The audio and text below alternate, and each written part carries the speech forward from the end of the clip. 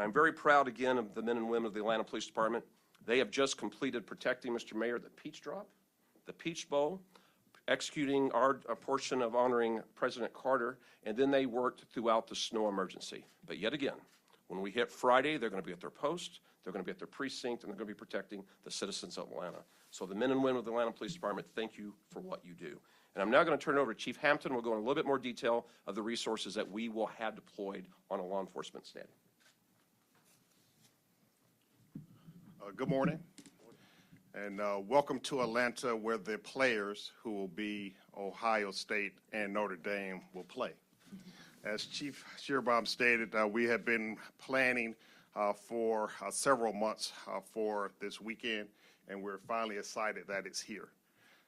So he talked about several events going on, so I'll start with the ML King Parade. There will be a march taking place from Peachtree Street on Baker. It'll be the starting point all the way to Ebenezer Baptist Church. That parade route will close down at noon, and we scheduled to open that back up at 4 p.m. So we ask everyone to pack a little patience, show some brotherly, sisterly love, and just enjoy the event that's going on. That parade route will be fortified with large vehicles, as well as human resources and some vehicle barriers placed strategically throughout the parade route. Our job, again, is to maintain safety and make sure that everyone has an enjoyable time. After the parade, again, we'll have most of the festivities for college football will begin, and we have several teams. Tactical teams will be deployed. Our civil disturbance unit will be deployed. Our bicycle response team will be deployed. We have react teams, troubleshooting teams, officers on fixed posts down in the tourist triangle. So you should see an Atlanta police officer everywhere downtown. It has, again, been our job to plan, but it's everyone's responsibility, again, to, if you see something, to say something. This is our event. The nation will be watching, and we want to make sure that all our visitors, our residents, are here and enjoy it themselves. For our biking community, you will see some of the bike lanes shut down due to fortification. Again, we just ask you to be patient with that until the route is over, and then we will open everything up for access as well. But again, thank you, and welcome to Atlanta. And then next is Chief Smith, our Fire Chief, Chief Smith. Thank you, Chief. Good morning, Atlanta. Good morning. As we approach this celebration, the mayor has talked about how busy the city will be, and the police chief has shown you how prepared Atlanta Fire Rescue and our public safety partners will be this weekend. We are working very closely with our public safety partners to ensure that this is a safe and productive weekend. We will have specialized units, including our quick response intervention units of EMS, our tactical response units, as well as our community risk units will be strategically placed in the city to respond swiftly to the emergencies of the city. We're asking for your partnership in making sure that this is a safe weekend. We know that there will be a lot of fans, there will be a lot of activity, and there will be a lot of good times. We want to make sure that those are good memories. The members of public safety, as you see behind me, are prepared. I just want you to know that your city will be safe, and we will continue to provide the services that are necessary, not only in the high traffic corridors, as Chief Hampton mentioned, but the entire city. And with that, I say, let's celebrate the weekend's events with pride and unity, honoring Dr. King's legacy, ensuring that while we are cheering for our teams, we're embracing history in its making. Thank you again, Atlanta, for doing your part. Let's make it safe and memorable for all. We'll now hear from our E911 director.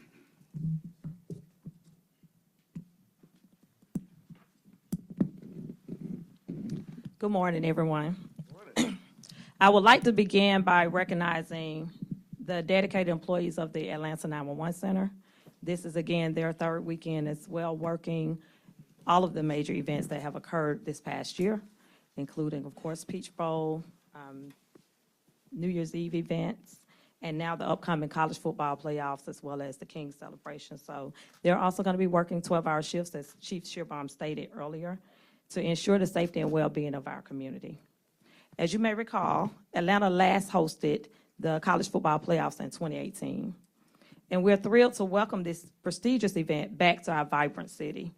During that weekend, January of 2018, we experienced 12,623 calls into our 911 center, with the highest call volume peaking at 3,748 calls on Saturday alone. This highlights the importance of ensuring our citizens are truly making the right call. As we prepare for these events, I want to remind citizens to call 911 for life or death emergencies only. For nuisance and non-emergency issues, dial 311 and choose option 2.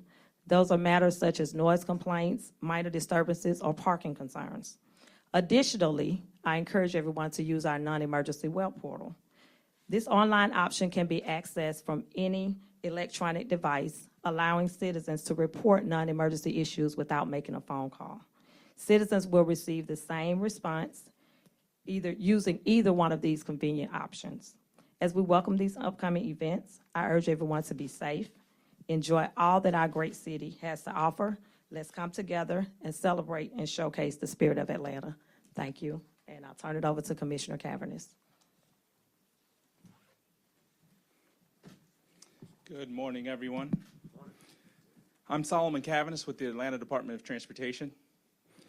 Before I talk about Monday's events and the events of the weekend, I just want to reiterate how important it was for folks to stay home during the snow event.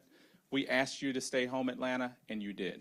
So I just want to reiterate the fact that this storm saw more snow accumulation than 2014, as stated by the mayor, and we got the job done. I want to thank the many partners in this room that will help make this weekend a success. We are working with all of our partners at Georgia Department of Transportation, at MARTA, and all of our regional partners to make sure that we get people safely in and out of the city. I want to provide a few details thinking about the best ways for people to travel. Plan before you go. Plan before you come. The more you plan, the better off this event will be. We expect to have heavy traffic in the area and heavy congestion. We'll have intermittent closings of streets in and around the Mercedes-Benz district and the downtown entertainment district. We're speaking to MARTA and our partners to make sure that we make it stick. Use MARTA. Use MARTA. Use MARTA. We have the GWCC and CNN Center station and the Vine City station. And if you want to get to the doorstep of all the action, use MARTA. We also have rideshare options available and micromobility, scooters and e-bikes that have parking stations at the backyard facility. So we just want to make sure that everyone has a wonderful weekend and has a great experience, but let me leave you with a couple resources to help you plan and make your trip successful. If you could go to www.511ga.org, that will give you real-time traffic updates, and also www.itsmarta.com. That's www.itsmarta.com. So remember, a little planning goes a long way, and don't drink and drive, please. Use MARTA, and if you see something, say something. So I just want to say thank you, Mayor, for your support, and we will make this weekend enjoyable for all those who will be here in Atlanta. Now it's time to hear from Rich Clark. Thank you, Mayor. Thank you, everyone. I'm Rich Clark from CFP, and if I had 3 words to bring from CFP, it would be history, gratitude, and excitement. Historic because this is the first 12-team playoff, the first time we have executed it. It's something that the college football world has been looking forward to for a long time, and we are excited to make it history right here in Atlanta. The other thing is that Atlanta is the first city to ever host a playoff championship twice. And it's not on accident, it's on purpose because Atlanta knows how to do big events. So we want to thank you for that. And when it comes to gratitude, first I want to thank the mayor for all that he's done to make this possible. I want to thank Dan Corso from the Atlanta Athletic Council for the work that they've done, and all of our partners from law enforcement, first responders, all the organizations that have had to come together over the last year to be one team for one game that we're going to play right here next week. And we couldn't be more excited. And it's not just excitement about the game, because it's going to be amazing. 2-story programs, Ohio State, Notre Dame, couldn't be better. But there's so many other events that are going to be happening in this great city, and it's all on Martin Luther King Day. Couldn't be better. So I just want to say thank you to the city of Atlanta. Thank you to all the people on this stage for your leadership, and let's have a great game. Go CFP. Thank you. Yeah, well, let me just say a quick thing.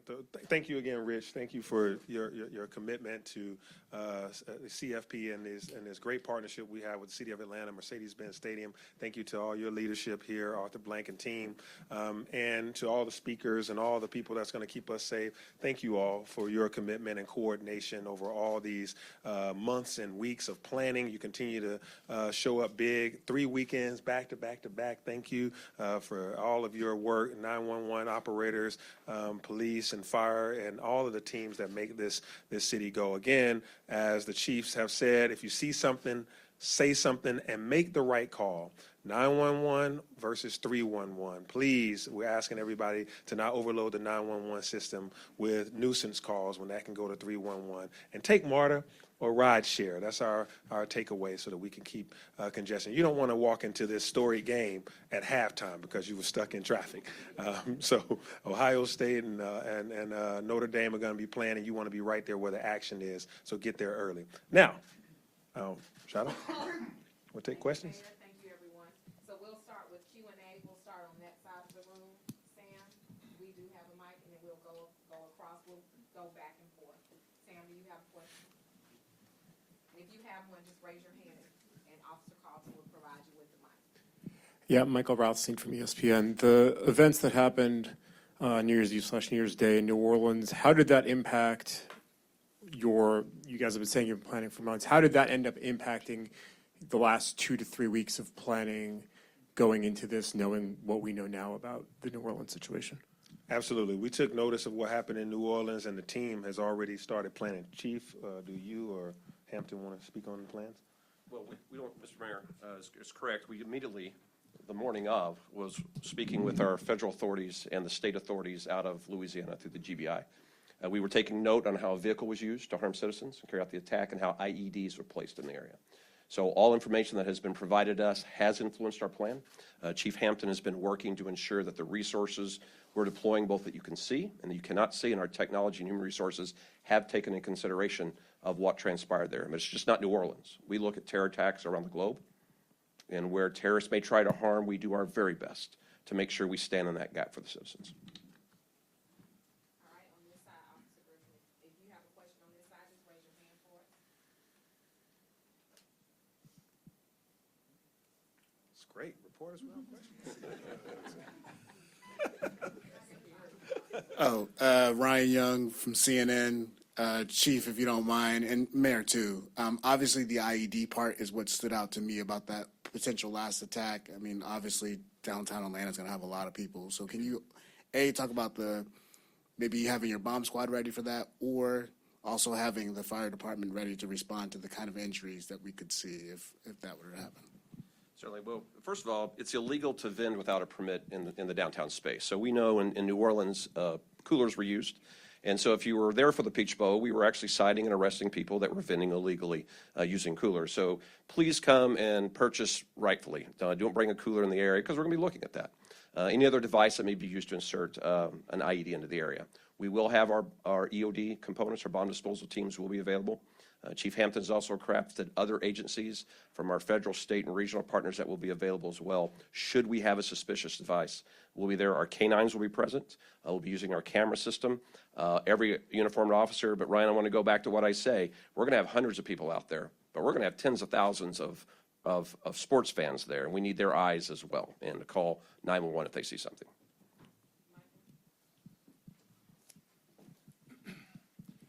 Good morning, Michael Seiden, WSB TV. Are you guys able to talk a little bit about as far as security at the stadium? Is there any, in light of what happened in New Orleans, anything that changes as far as game day with fans that they can expect to see when it comes to security here at Mercedes-Benz?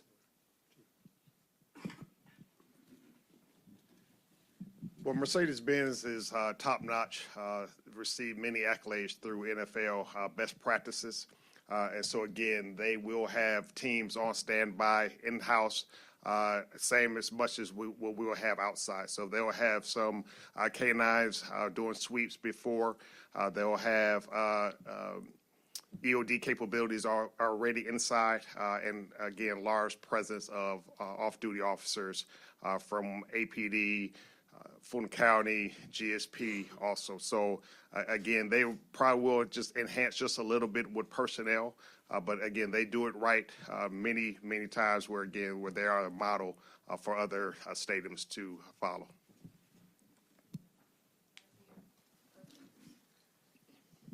Hi, Priya Sridhar with NBC News. I know we're all fixated on New Orleans a little bit, but in the aftermath of that, we learned that the city didn't have the bollards that they needed to sort of stop the car from ramming down the street. Does the city of Atlanta have that type of equipment, and is that going to be utilized on Monday? The answer is yes. And, again, they'll be placed strategically throughout definitely for the parade route. And again, it would just enhance our fortification that we have with large vehicles. But yes, we do have them, and they will be out along the parade route. And then also, the Congress Center is because the stadium also sits on state property. So they also have some, and that they have also indicated that they will also deploy some of theirs that they have as well. So you should see them out throughout the city. Hey, good morning. Tyler Fingert with Fox 5 Atlanta. You guys have talked about tens of thousands of people coming. Do you know the exact, or at least a more firm number between all of the different events happening this weekend, between MLK, all of the different events surrounding the college football playoff, and the actual game for people coming into the city?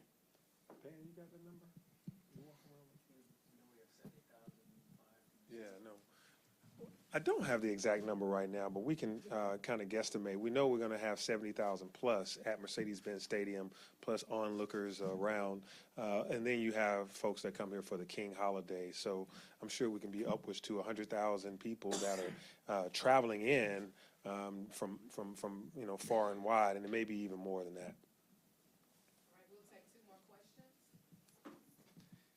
Hi, I'm David Eyre with the Atlanta Journal-Constitution. I know the FBI and the DHS just recently put out a statement saying they were worried about possible copycat attacks following the recent one in New Orleans. Can you share what Atlanta is dealing with that and how you guys are preparing?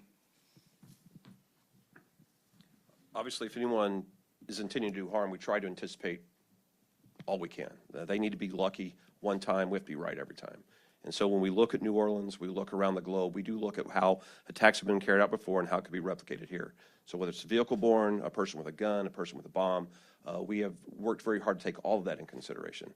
We communicate daily with the GBI and the FBI and Homeland Security. Some information we have that is known only to law enforcement, some is what the items you have. And again, I want to reemphasize this, as we prepare for copycats or an original attack here, we need the citizens.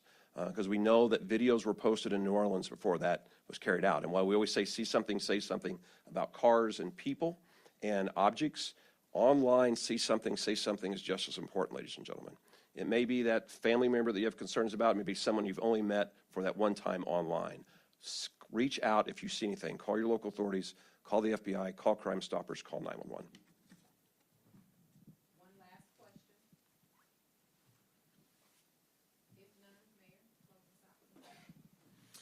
Well, good. Thanks again for your attention to this. And as you see, we are prepared as a team of state, local, and federal partners that you see here, and many, many more. Some couldn't even be here today, but they've been working hard and preparing for this.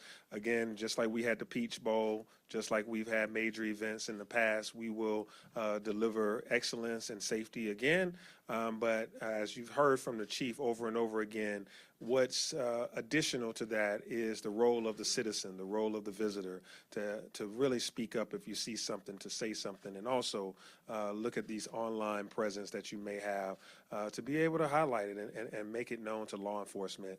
We hope everybody comes here and has a great time, a great experience, share memories, talk a lot about Atlanta, spend a whole bunch of money in our city. We sure would love for you to make us proud and make us happy with your revenue coming in, and share the memories of the ATL. Thank you, CFP, for your partnership, for choosing Atlanta. It's going to be a fantastic weekend, honoring Dr. King and having some great college football. Thank you, everybody.